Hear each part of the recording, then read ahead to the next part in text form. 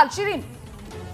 बिल्कुल रुमाना, जल्दी से अपने दर्शकों को बाकी सवाल भी दिखा देते हैं क्योंकि ये सवाल बहुत महत्वपूर्ण है जो हमने पूछा और उनका जवाब भी बहुत दिलचस्प है। तो जल्दी से अगला सवाल, मध्य प्रदेश का ये पहला सबसे बड़ा ओपिनियन पोल है, बहुत कुछ साफ करेंगे ये सवाल। प्रधानमंत्री नरेंद्र मोदी के पिता पर जो आपत्तिजनक टिप्पणी की गई, क्या कांग्रेस ने ऐसा करके खुद के लिए मुसीबत मोल ले लिए, सेल्फ गोल कर दिया है? तो देखिए जवाब आपके सामने है। हाँ कहने वाले हैं 50%, नहीं कहने वाले 20%, लेकिन 30% ऐसे हैं जो कह रहे हैं हमें नहीं मालूम। लेकिन ज्यादातर लोगों को ऐसा लगता है कि इस बयान से नुकसान होगा, ये सेल्फ गोल है सीधे सीधे कांग्रेस का। अगला सवाल आपके सामने, बागेश्वर सरकार के बयानों का चुनाव में फायदा आखिर किसको मिलने जा रहा है? महत्वपूर्ण सवाल है ये। बीजेपी को 38% ऐसा मानते हैं, 33% को लगता है कि इसका फायदा कांग्रेस को मिलेगा, 20% ऐसा सोच रहे हैं कि किसी को भी इसका फायदा नहीं मिलने जा रहा, लेकिन 9% ऐसे कह रहे हैं जो हमें नहीं मालूम। लेकिन 38% और 33% आसपास का मामला बीजेपी और कांग्रेस को फायदा। और इसी से जुड़ा हुआ एक और सवाल भी आपके सामने रख देते हैं। बागेश्वर सरकार से जुड़ा हुआ यह सवाल है कि वो लगातार जिस हिंदू राष्ट्र की बात करते हैं, क्या वो चुनावी मुद्दा बनेगा? जवाब आपके सामने, 35% कह रहे हैं कि हाँ बनेगा, 42% का मानना है कि नहीं बनेगा, और पता नहीं कहने वाले 23%। तो 35% मानते हैं कि ये एक चुनावी मुद्दा है, लेकिन उससे कहीं ज्यादा यानी कि 42% का ये आंकड़ा जो लोग ये कह रहे हैं कि नहीं ये कोई चुनावी मुद्दा नहीं है चुनावों में। Romana, over to you. देखिए, बड़े सवालों के जरिए जो जवाब सामने निकल कर आ रहे हैं उसमें मध्य प्रदेश की जनता का मूड, जो शिरीन ने बताया कि साहब हिंदू राष्ट्र जो है उस रूप में चुनावी मुद्दा मध्य प्रदेश के चुनाव में बनता नजर नहीं आ रहा है। बागेश्वर सरकार राजनीतिक तौर पर बीजेपी और कांग्रेस को जो फायदा पहुंचाने वाली बात है उसमें ज्यादा फासला नहीं है, और प्रधानमंत्री नरेंद्र मोदी के पिता के लिए अपशब्द ये कांग्रेस का सेल्फ गोल है। सेल्फ गोल करके कांग्रेस ही बीजेपी का रास्ता आसान कर देती है। अरुणिमा जी,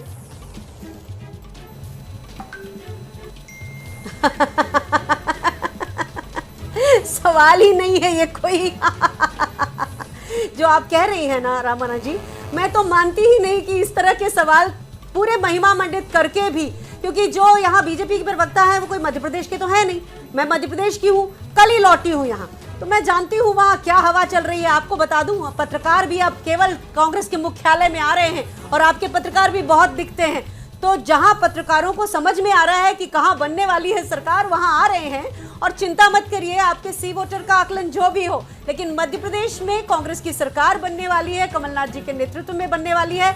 और जो आपने एक सवाल हिंदू राष्ट्र का पूछा वही बताता है, अगर आप जो पता नहीं वालों को भी जोड़ दें तो आपको समझ में आ जाएगा कि वहां इस तरह की बातों से कुछ नहीं होने वाला। जनता जानती है कि उसे ओपीएस चाहिए, जनता जानती है कि उसे कम दामों पर एलपीजी चाहिए, जनता जानती है कि उसे भ्रष्टाचार वाली सरकार नहीं चाहिए जहां 50% घोटाले हो रहे हैं। जनता जानती है उसको सतपुड़ा भवन में फाइल जलाने वाली सरकार नहीं जानती चाहिए।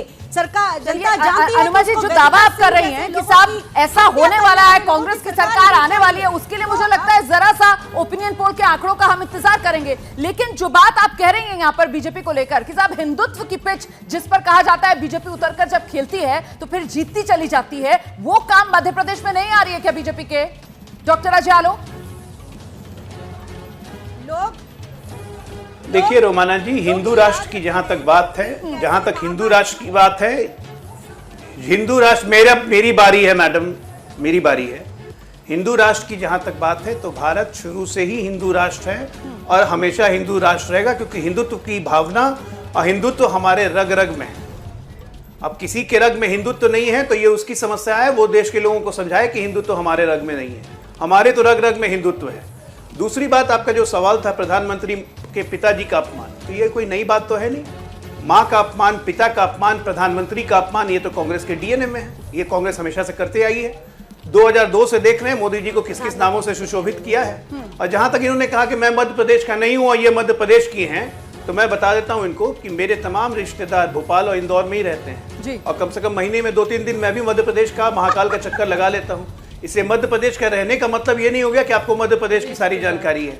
मैं भारत में रहता हूं, लेकिन मैं कभी अपने क्षेत्रीय आइडेंटिटी को फ्लोट नहीं करता हूं कि मैं बिहार में रहता हूं। ठीक है, मैं दिल्ली में भी रहता हूं। इसलिए मुझे लगता है अब जरा चर्चा खोल लेते हैं, सभी मेहमानों से एक-एक रिएक्शन लेते हैं। और सबसे पहले यशवंत देशमुख के पास हम चलते हैं, जिनकी सी वोटर ने ये सर्वे किया है, एंड आई एम श्योर ये वो डेली ट्रैकर वाले सवाल भी होंगे जो हम यहाँ पर दर्शकों को जानकारी पहुंचा रहे हैं। यशवंत जी, सबसे दिलचस्प अभी तक जो सवाल आए हैं उसमें आंकड़ा आपकी नजर में क्या रहा है?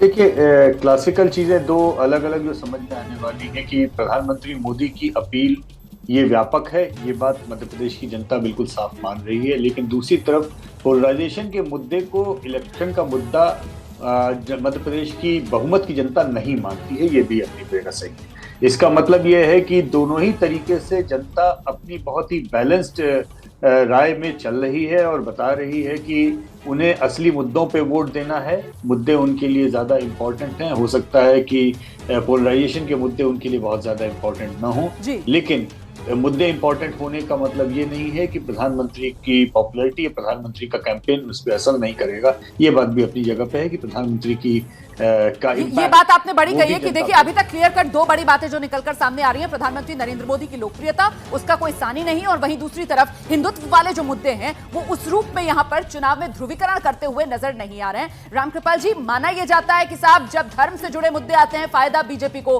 और अगर ये मुद्दे उस रूप में नहीं चल पा रहे तो फिर मतलब क्या चुनावी नुकसान बीजेपी को उठाना पड़ सकता है क्या सर? देखिए, अभी चूंकि सर्वे आपने अभी उसके नतीजे जो आएंगे फिर हम उस पर कह सकते हैं। एक बात यह है कि देखिए, जैसा कि बीजेपी आलोक जी ने कहा था कि 15 साल से करीब तो थोड़ा समय कमलनाथ जी का छोड़ दीजिए तो बीजेपी वहाँ रही है, तो निश्चित रूप से एक एंटी इनकम्बेंसी बीजेपी की तरफ स्वाभाविक होती है, कोई भी होता है तो एक होती है। अब सवाल यह है कि देखिए, मोदी जी का जो पर्सनल उनका जो प्रभाव है, जैसा कि आपने तमाम सवालों में देखा जी कि एक सवाल को छोड़ करके बाकी हर सवाल में बहुसंख्यक जनता की जो सहानुभूति है वो मोदी की तरफ है।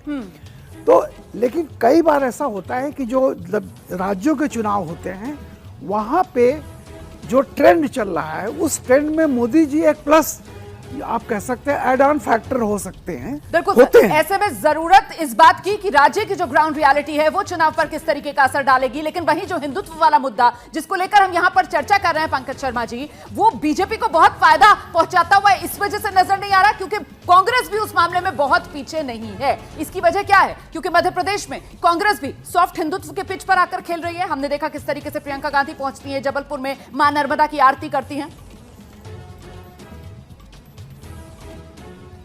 पहली चीज तो यह है कि मध्य प्रदेश की जो मूल प्रकृति है, जो मूल प्रभाव है, वो उस तरह के ध्रुवीकरण वाला है नहीं। कुछ इक्का दुक्का शहरों और कस्बों को छोड़ दें तो हिंदू मुस्लिम आबादी का अनुपात इस तरह का नहीं है कि वहाँ ये ध्रुवीकरण बन सके, पहली चीज। दूसरी चीज ये है कि सॉफ्ट हिंदुत्व नाम की कोई चीज नहीं होती है, या तो एक हिंदुत्व है या एक हिंदूपन है। तो कांग्रेस जो विश्वास करती है वो हिंदूपन में करती है, हिंदूनेस में करती है, और जो भारतीय जनता पार्टी का कट्टर हिंदुत्व है उससे लोग उकता चुके हैं पूरे देश में।